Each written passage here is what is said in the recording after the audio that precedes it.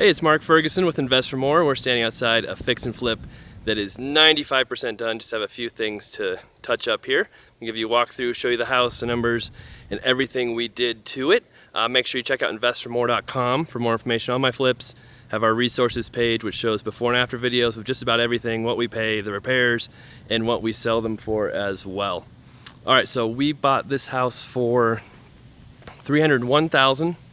It was from a wholesaler.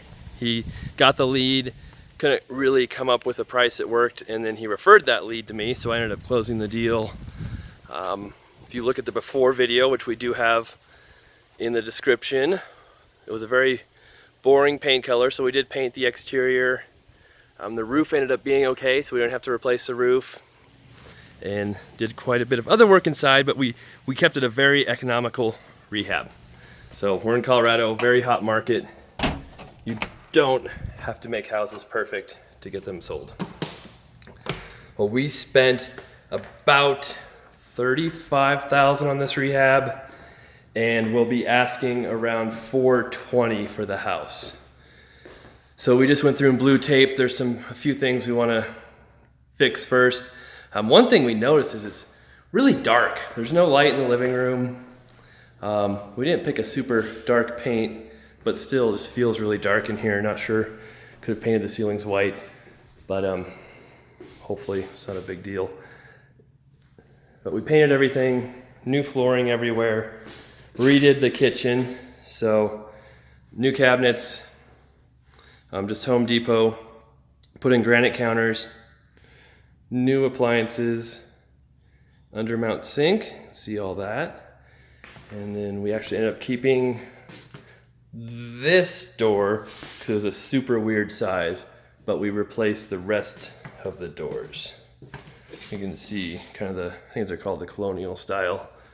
Really like those. Wood windows were in good shape, so we kept the wood windows, didn't have to replace those. House has electric baseboard heat, which is not super amazing, but super expensive if you want to replace it with forced air once it's already here. 3-bedroom, 2-bath up, then another 2 bedrooms, 1 bath down. Completely redid this bathroom. You can see our blue tape, and that skylight still looks a little wonky, so I'll have to do some work there. But redid the bath.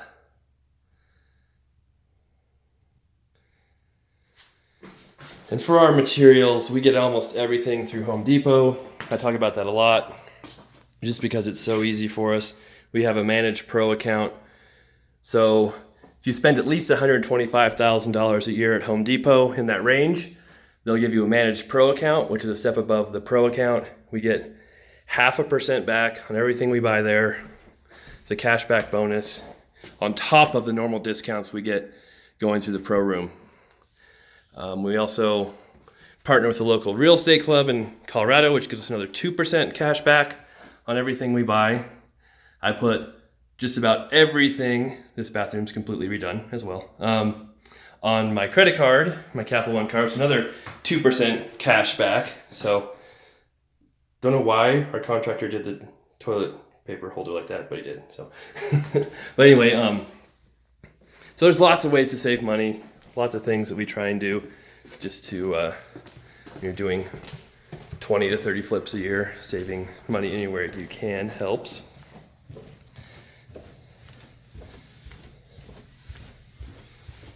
I think if I did write an article a couple months ago about Home Depot, I think we spent almost $400,000 at Home Depot last year. So they give us pretty good deals, and we have a really good relationship with them. If they have sales on different appliances, things like that, they'll call us up and say, hey, how many of these do you want? And we can buy them in bulk, put them in our storage shop area, and it's a really great way to save. Here, I'll back up a little bit. This family room, when we bought it, was completely open to the kind of the utility room. So we added this wall. That was like the biggest major change we made in the house, but it really helped separate your hot water heater, your washer and dryer area, give it its own separate room. You can shut the door now, so you can be in the family room, enjoy it without your washer and dryer going. A few things the contractor missed, like door handle,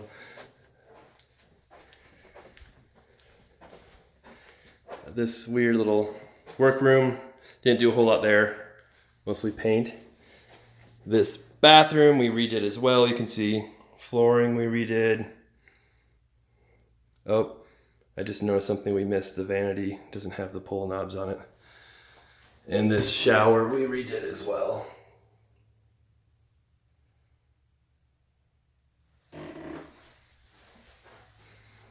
And then 2 more bedrooms down here.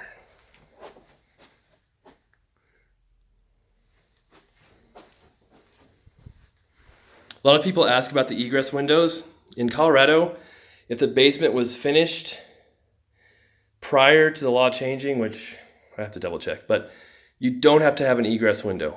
If the basement was finished after that date, so if you finish the basement now, you do have to have an egress window. So you can still call, like this bedroom, you know, it was finished when we bought it, doesn't have the egress window. We can still call it a bedroom because most likely it was finished before that law change. But we can also mark in the MLS, it's a non-conforming bedroom, still call it a bedroom. So there's lots of different things about how bedrooms are counted. Has to have a closet, has to have a window. Depending on when the basement was finished, might have to have an egress window in the basement too. So if we add bedrooms to basements, we put in the egress window. And it's usually about $2,500 to do that. All right, we'll go out back real fast.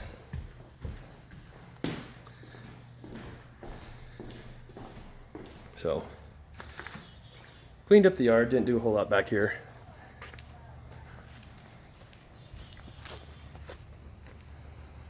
See the back of the house we painted too.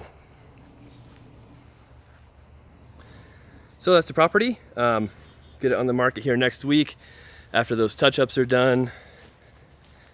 And hopefully it sells quick. This is actually in Fort Collins, so it's a super hot area. And should be a good flip.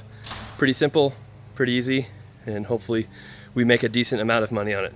All right, so make sure you check out investformore.com, like I said before, for lots more information on real estate investing. If you liked our video, give us a thumbs up.